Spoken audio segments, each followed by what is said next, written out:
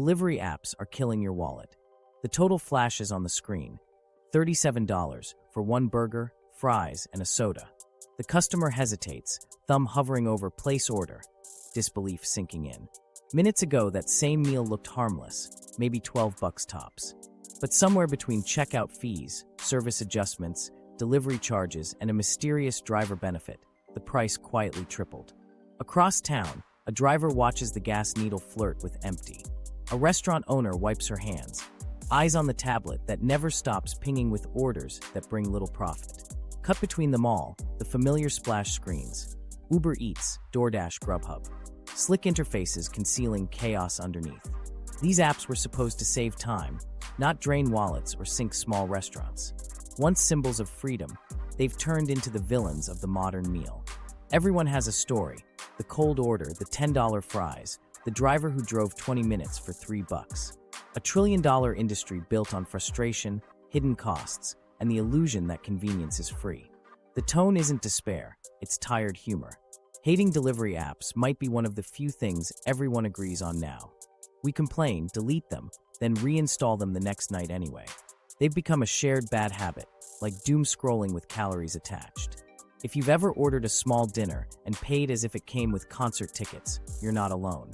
Hidden fees, fake benefits, and cold fries have become shared modern folklore.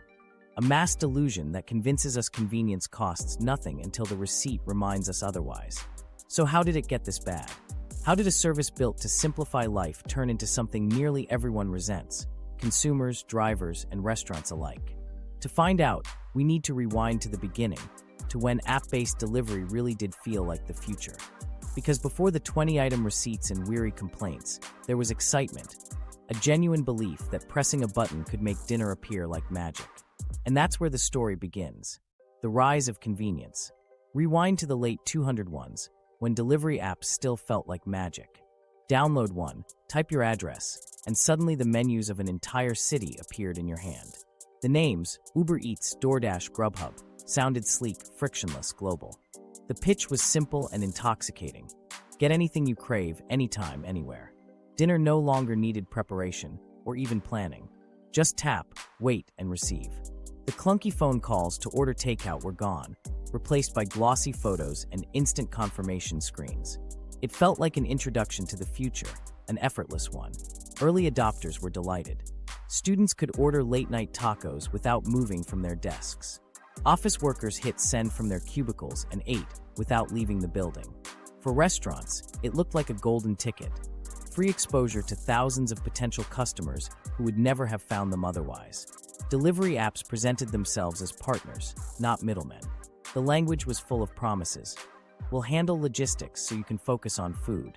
It sounded like liberation disguised as software. Then came 202.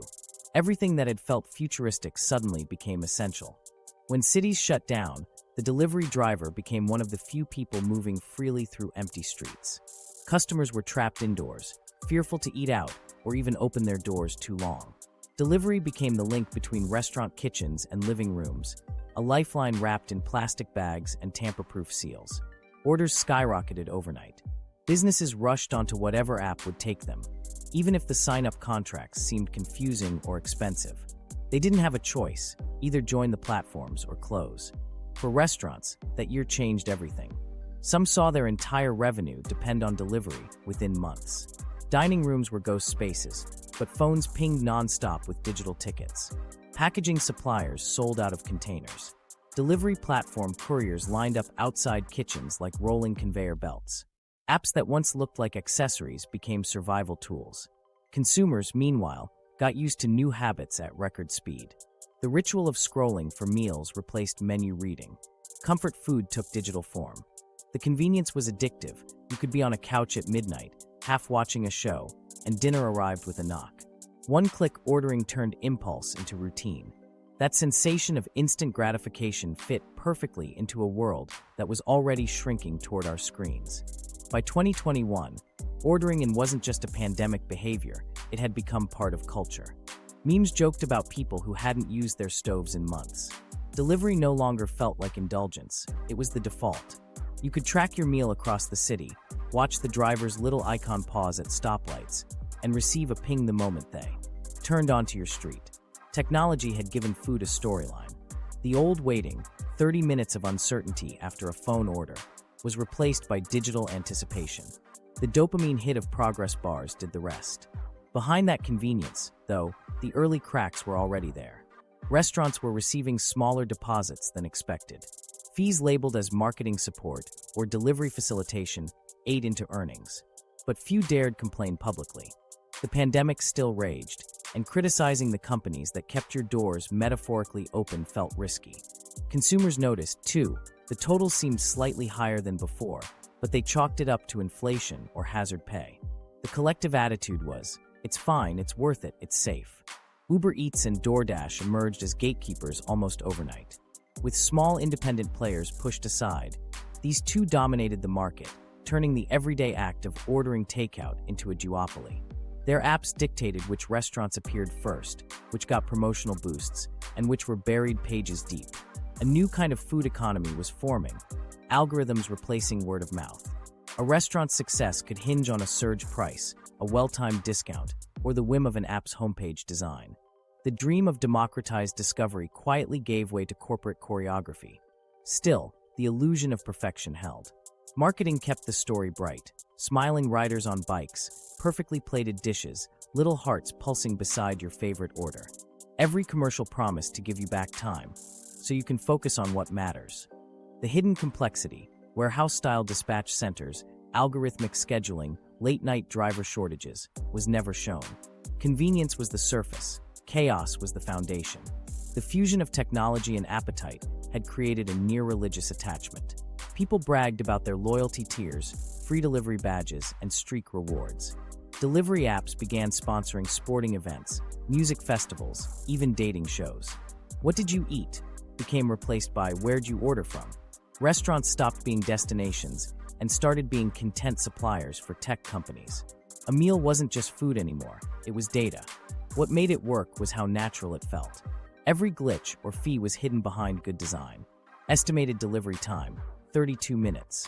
It sounded precise, scientific, trustworthy. Even when it wasn't, we learned to trust the animation of progress more than the real-world process behind it. And that trust kept the system running far longer than anyone expected. By the mid-2002s, app-based delivery was no longer a novelty, it was infrastructure. Cities adapted around it. Apartment lobbies filled with pickup shelves. Bike lanes doubled as waiting zones for couriers refreshing their screens. Restaurants redesigned their kitchens to prioritize takeout lanes, not tables. The thing that once felt like a magic trick had turned into operating procedure. We were living inside the promise of convenience, all of us, diners, cooks, drivers, part of a giant logistical ballet choreographed by machines. But under the glow of convenience, something was off. Orders were bigger, but profits slimmer. Consumers were paying more, though restaurant incomes barely moved. The apps were growing rich in user data, but not necessarily in cash. Everyone was busier than ever, yet no one seemed happier. The dream of delivery freedom had quietly become dependence. And that's where the small cracks start turning into real fractures. Because once the novelty faded, the question crept in. If everything's so easy now, why does it all feel harder? The answers, as it turns out, were hidden underneath every receipt, and in the fine print that nobody bothered to read. The real cost of convenience was never just about price. It was baked into the very system that made us believe pressing a button could be effortless forever. The hidden costs of convenience. The illusion of convenience always starts small. You scroll through glossy photos, tap on the burger that looks impossibly photogenic, and see a neat subtotal, $12. Acceptable. You hit checkout, and that's when the math starts sprinting away from you. There's the delivery fee, the service fee, the small order fee, a mysterious driver benefit charge, and then, because guilt now comes with a price tag, you add a tip. Somewhere between the tap and the confirmation page, $12 turns into $25. That's before tax. It's as if every button you press invites another hand into your wallet. Most people never notice where the extra money goes, because the apps don't want you to. The layout makes sure of it: bright photos, cheerful fonts, muted gray numbers. It's not deception so much as distraction. Combine a few percent here, a few there, and suddenly the world's simplest indulgence costs as much as a proper restaurant meal. You've just made a donation to what one driver jokingly calls the billionaire convenience fund. And nearly 70% of customers keep doing it anyway, because convenience always wins, until the receipt arrives. Those same customers swear that delivery is their choice, their freedom. But surveys tell a different story. Around 70% say they'd rather order directly from a restaurant if prices were transparent. They're only on the apps because the platforms have become the search engines of food. If a restaurant isn't listed there, it might as well not exist. We don't pick convenience, convenience picks us. For restaurants, those invisible fees cut even deeper.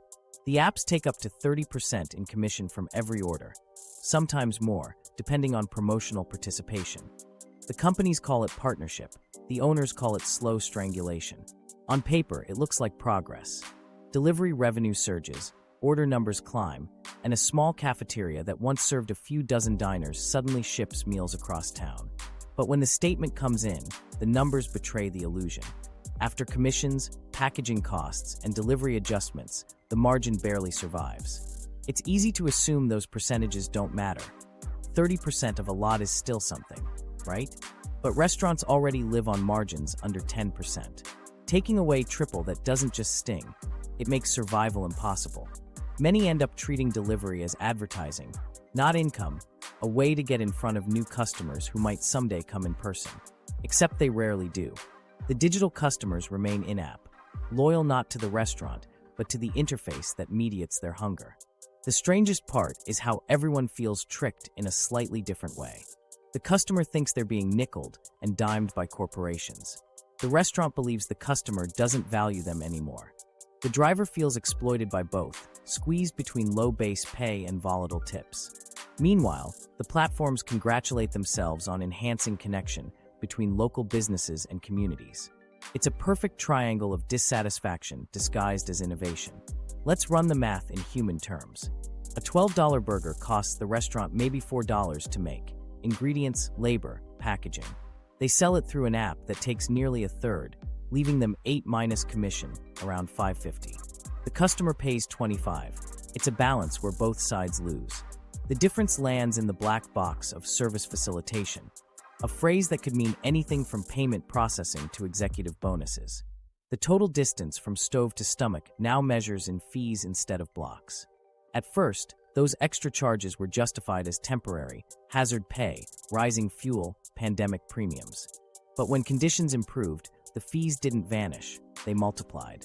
Apps learned the simplest rule in digital economics. Once users accept paying more for convenience, they rarely revolt until the bill gets truly absurd. Each tweak, a new marketing support line here, a regulatory recovery adjustment there, slides in quietly. By the time you notice, the fees don't even sound real anymore. They're closer to performance art. What makes it even more absurd is how small order fees punish you for not spending enough money on already overpriced food.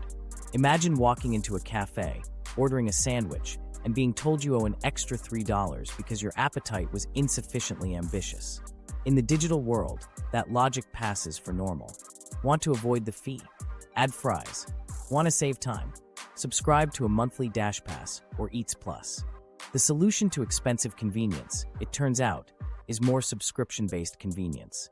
Still, the real cost isn't just financial. The psychology of the apps changes how people relate to food. Ordering stops being a decision and becomes reflex. The apps encourage you to chase little rewards, loyalty badges, streak bonuses. You're one order away from gold status. These gamified nudges don't make your dinner better. They make your dependence stronger. Every screen tap is a data point, and every data point helps the platform learn how to extract a few more cents from you next time. Meanwhile, restaurants lose not just money but identity. Their logos shrink beneath delivery banners. The customer remembers the platform, not the chef. The meal becomes a generic commodity, flattened into the interface. Even if a restaurant builds its own online ordering, breaking free is nearly impossible. Google searches still funnel traffic back to the big apps. Independence exists mainly as marketing copy. To the average user, this whole structure remains invisible. You open the app, scroll for comfort, and convince yourself it's simpler than cooking. And it is at first. But that simplicity rests on thousands of hidden microtransactions between code, data, and human labor. When you pay $25 for dinner, you're funding an empire of optimizations. Routing algorithms, predictive demand models, data analytics teams, and servers stacked in distant warehouses humming on fossil power. The fries are cold because the system is hot, constantly calculating how to make sure everyone else works harder so you can wait less. The irony is that convenience, once meant to save us time, now devours it in smaller ways. You spend longer scrolling menus than you would have spent making pasta. You refresh tracking maps like stock tickers, watching the driver icons circle the block. The dopamine loop of digital waiting takes over, leaving you slightly more bored, slightly hungrier, and definitely poorer. The machine that promised efficiency feeds on inefficiency. It requires endless small costs to sustain the illusion. Ask any restaurant owner, and they'll tell you the same story. At first, the apps brought a flood of new customers and easy revenue. Then the bills started growing, margins shrank, and labor costs rose. Some owners tried to game the system with virtual brands or ghost kitchens. Multiple listings from one location, a temporary algorithmic hack. But the platform always adapts. It doesn't care which brand survives as long as orders keep flowing through its pipeline. By 2025, most restaurants see delivery as a necessary evil. The apps drive nearly 40% of their revenue, but swallow most of their profit. To quit means losing reach. To stay means losing control. Many settle for uneasy coexistence, hoping direct pickup traffic can patch the gap. But that gap keeps widening because consumer expectations move only in one direction, toward faster, easier, free. Every part of the system depends on the others pretending it still works. Consumers justify paying more because they think drivers benefit. Drivers accept low pay because they believe restaurants make plenty. Restaurants stay on board because customers expect them to. Convenience holds together through mutual misunderstanding. It's an ecosystem powered by denial. Each part convinced someone else must be getting the good deal. And yet, the hidden costs aren't hidden anymore. They show up in smaller tips, in frustrated reviews about price hikes, in neighborhoods where local restaurants quietly vanish from maps. We're buying the same sandwich for twice the price, just to feel like we're saving time. What nobody mentions is who's paying for that illusion. The driver burning gas, the cook losing margins, the diner absorbing every invented fee. Because someone always pays for convenience. It just rarely turns out to be the company selling it. The real price isn't on the menu. It's burned into the lives of everyone keeping the delivery dream alive.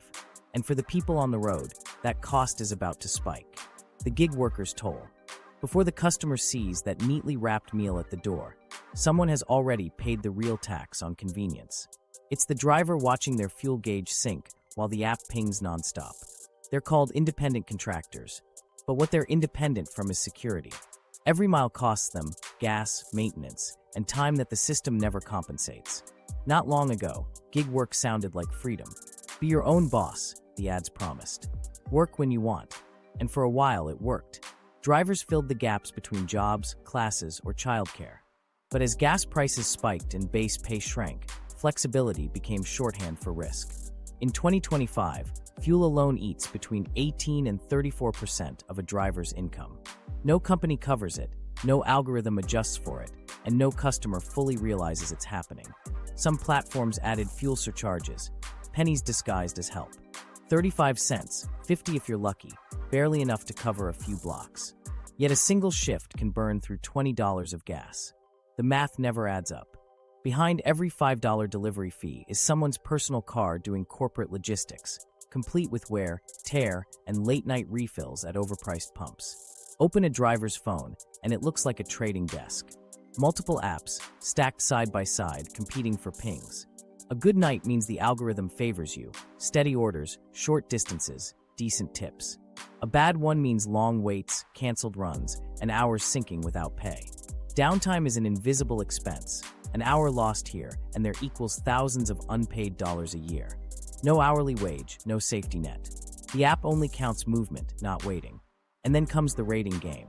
Every driver lives in a feedback loop scored by customers, restaurants, and code. Decline too many orders and your acceptance rate drops. Cancel too many and you're quietly locked out. No warnings, no appeals, just digital exile. Independence dissolves inside a system that monitors every tap, but shares none of the responsibility. To make ends meet, some chase surge bonuses that vanish as fast as they appear. One driver calls it fishing in an algorithmic lake. It's stocked until you show up. Others juggle two apps. At once, sprinting between pickups before food goes cold. Each strategy means more stress, more fuel, more risk for less reward. The emotional toll is just as heavy. You're essential but invisible, proud but exhausted. Each doorbell rings the same. Another delivery, another reminder that your labor moves the system faster, but never pays you back for the wear it costs. Many drivers describe the job as equal parts pride and resignation, dignity delivered in disposable bags. Isolation deepens it. No coworkers, no support, only a map that glows with orders. The app tracks every second of motion, but offers no help when life intervenes. A flat tire or bad rating can erase a day's earnings. And the so-called community help forums read more like therapy sessions for digital exhaustion. Then there's the tax trap. Gig workers file as self-employed, juggling deductions for gas, tires, and oil changes while owing self-employment tax on top. The IRS calls them entrepreneurs. In practice, they're contractors subsidizing billion-dollar companies with their own vehicles. Miss one deduction, and an entire week's profit evaporates. Pay is per trip, not per hour. So drivers rarely know what a day's work is worth until it's over. Rising fuel costs keep tightening the pinch. A 30-cent jump per gallon can erase 15% of net earnings. Many drivers cut hours, stick to short routes, or quit entirely. Some try switching to hybrids, but upgrades cost money they don't have. One driver summarized it perfectly. My car's depreciating faster than my paycheck. Corporations still call them partners, but partnership implies sharing risk. And here, the risk flows one way. Platforms cover nothing but the narrative that efficiency equals fairness. They profit on volume while drivers gamble on survival. A few adapt like technicians, tracking which neighborhoods tip best, or using third-party dashboards to map profitability down to the block. They turn survival into spreadsheet science. Yet despite all the optimization, average gig pay still hovers below most state living wages. That exposes the flaw no algorithm can hide. When the price of movement itself outpaces pay, the model collapses. Bonuses and boosts are temporary bandages on permanent imbalance. Regulators debate reclassification, drivers whisper about unionizing, but the apps keep selling flexibility, like freedom, while quietly shaving it down to scarcity. The irony is brutal.